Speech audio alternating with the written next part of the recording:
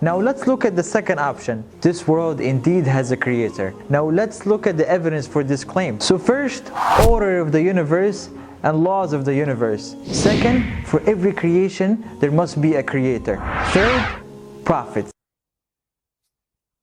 But hang on. By the standard you set in the first half of your video, none of this so-called evidence matters if you were not there to witness this personally. Meaning that you have created a double standard where your opponent must show you the formation of the universe itself or the evolutionary process over millions of years in this instance, this second, right before you. Meanwhile, all you have to do is make some piss-poor assertions and that is 100% okay. Give me a break, I mean, it's as if I'm cursed. So many theists are just capable enough to turn on a camera, yet are nowhere near educated enough to mean they ought to. Just because you can does not mean you should. Look around you. Look at everything in this universe.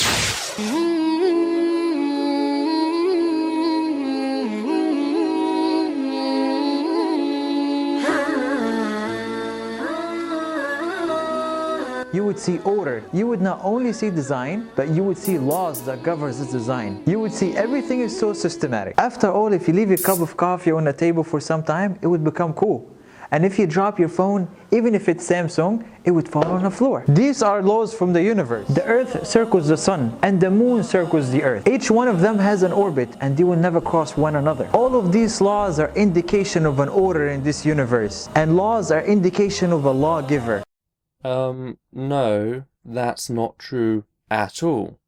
Natural laws are not equatable to social laws, aka legal law, in any sense at all. Social laws are social guidelines which lay out reward and punishment for various actions, displaying what should be done and thus what should not be done, i.e. breaking said laws. Natural laws, on the other hand, are merely observations of how things are and therefore cannot be broken. The moment said laws are broken, they are falsified and replaced with a new law. We don't change the legal law to accommodate murder and rape when someone commits these acts, displaying a clear distinction between the two which you have so poorly attempted to blur. Also, in making reference to your example of planets and their orbit, you are entirely misguided. Many of these objects will slowly lose their momentum and fall towards a central point, such as the sun, or be sent flying into space, possibly through collision with another rogue body, such as a planet or sizable asteroid. In reality, the argument from fine-tuning does nothing but disprove an all-powerful designer, as it inadvertently argues that there are laws higher than your proposed deity, which they must bend to, they must follow to create a functioning universe. Meanwhile, an actual all-powerful God would be able to create a functional universe in any number of ways other to this one. We don't see order at every level.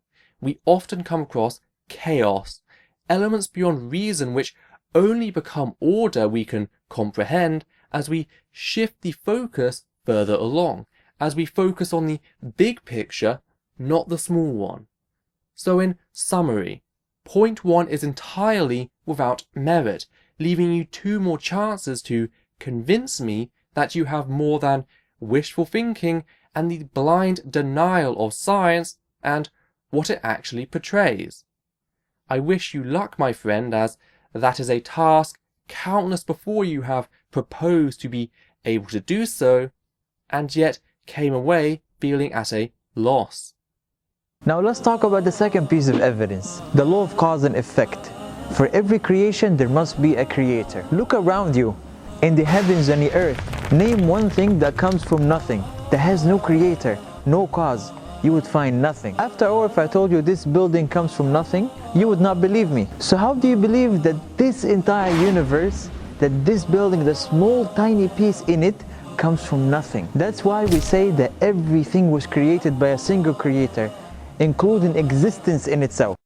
That has got to be the worst presentation of the argument from causation I have ever heard in my life. Every creation has a creator. No crap. That is why we call it a creation. But the universe is not known to be a creation. That is what we are discussing. It has only claimed to be a creation. You have asserted it to be so. You cannot start your argument by presupposing your conclusion and argue that to be the good course of reason. Fact is, we have never observed matter and energy coming in or out of existence. We have only experienced the realignment of already existing matter and energy into a new form.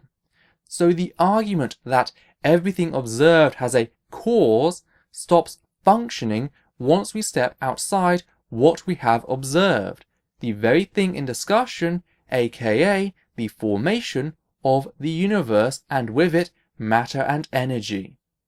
Also, why should that cause be artificial? Why not natural?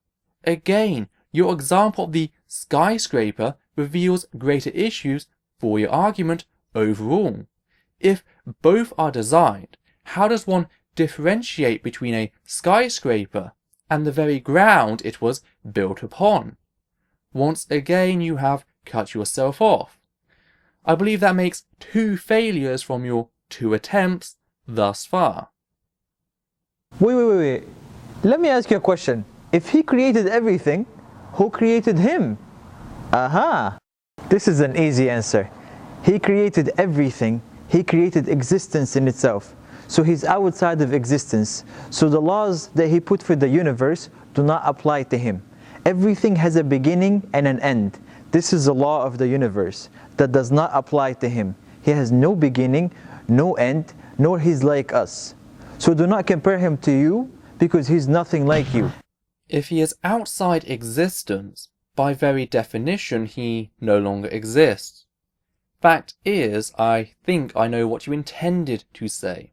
I think you meant that he exists in some form outside our known universe in some similar fashion to the quantum state.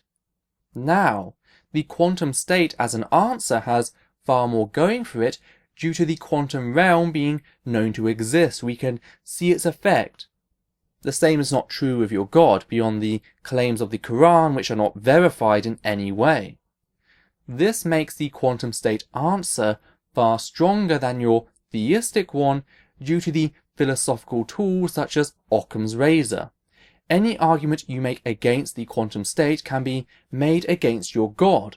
There is no hiding from that except behind a special pleading fallacy.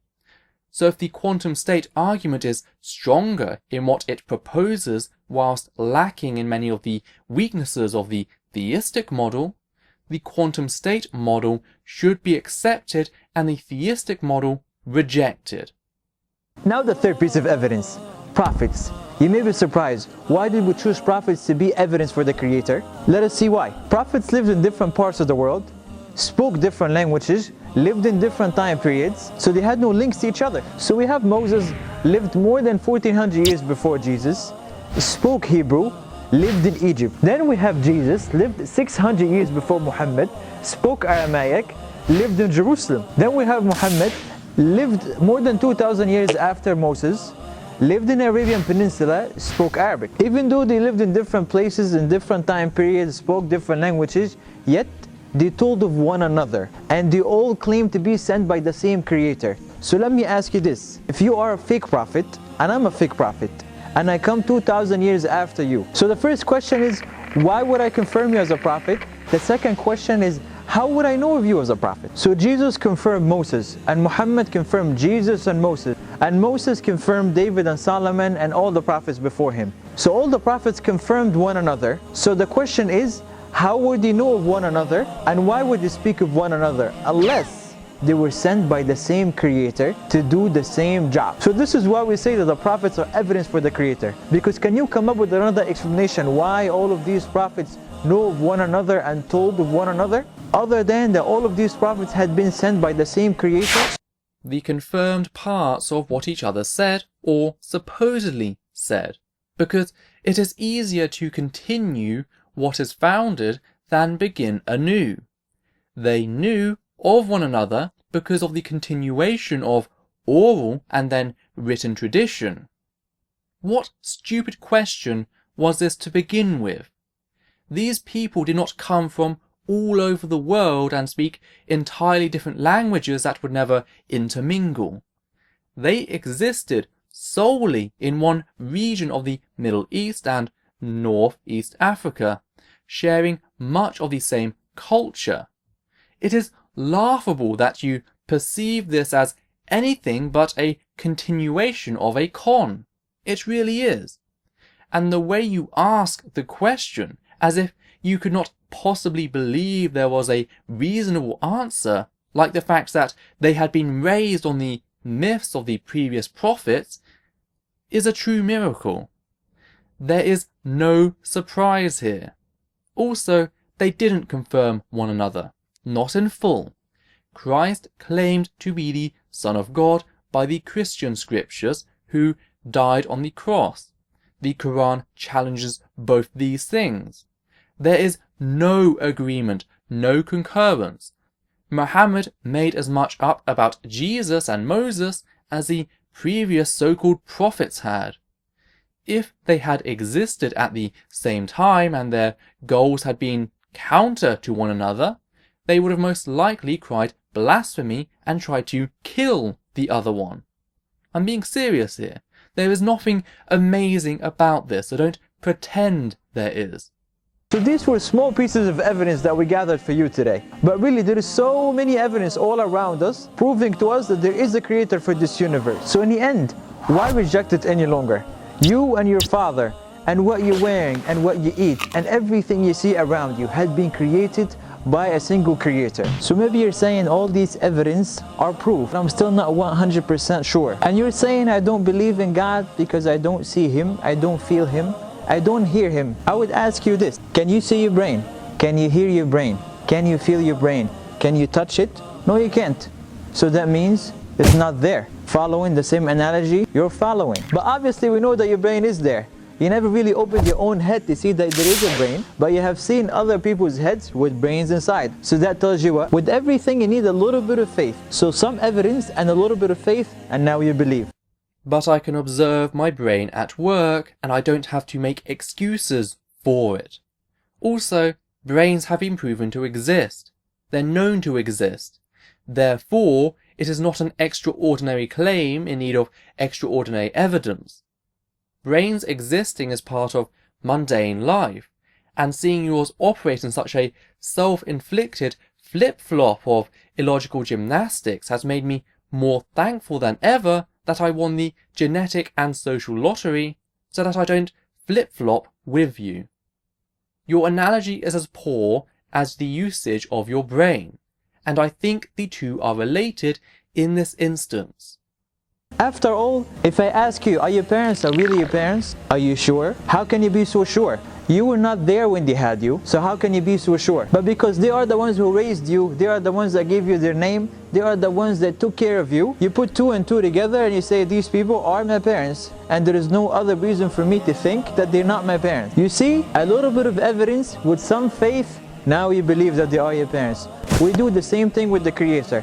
A little bit of evidence and some faith, now we believe that there is a Creator. So with all of this, we come to the conclusion that there is a Creator for the universe. They would be my parents because they cared for me. Whether or not they had donated the genetic code is irrelevant when it comes to parenthood. People put far too much in blood. I have trust, however, that my parents are my biological ones, for they have built that trust based on the evidence of their past actions and, most importantly, their words. I have no reason to doubt them, but if so, so what? Why does it matter? Fact is, there are many people who find out that they were adopted at a later date. So this analogy was set to sink the moment it set sail from your large mouth. I imagine it got too dark in your cavernous yet voided head and just couldn't help but catch the breeze from all that hot air you belch. Forgive me, but it irks me when people like you pretend that you've got the newest thing in apologetics that will convince all the skeptics. I can promise you now that what we've seen and what you are likely to offer, we've seen it 1,000 times before. You are nothing new. You're just the same crap wrapped in a new bow. Save yourself the time, pick a new career and assess your religion. And I mean critically this time, not with barrels of cognitive bias. You may be helped yet.